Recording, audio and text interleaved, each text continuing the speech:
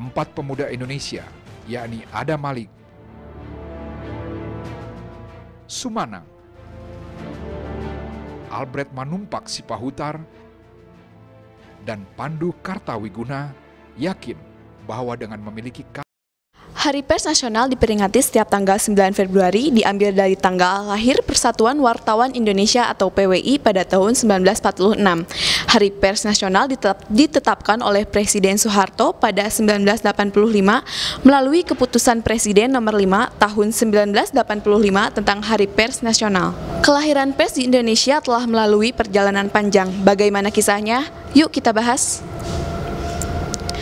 Pada tahun 1774, Gubernur Jenderal Hindia Belanda Van Inhofe menerbitkan surat kabar Batavia's Novellen Politik Raisonnement yang artinya berita dan penalaran politik Batavia. Kemudian, tahun 1821 terbit Batavia's Koran yang kemudian diganti menjadi Java's Koran yang terbit 3 kali seminggu pada tahun 1829 yang memuat pengumuman-pengumuman resmi, peraturan-peraturan, dan keputusan-keputusan pemerintah.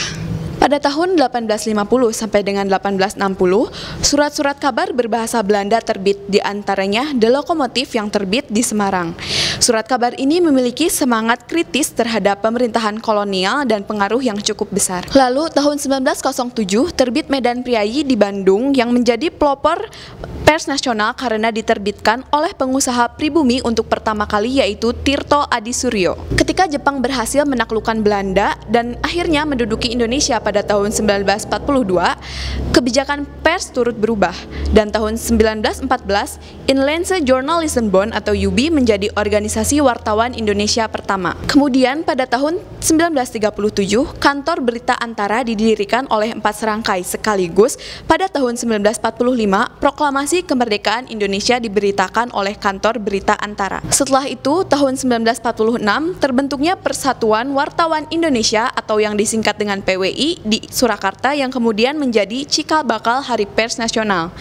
Dan akhirnya tahun 1965 sampai dengan 1999 Keputusan Presiden Nomor 5 tahun 1985 tentang penetapan tanggal 9 Februari sebagai Hari Pers Nasional atau HPN terbitlah Undang-Undang Nomor 40 tahun 1999 tentang pers.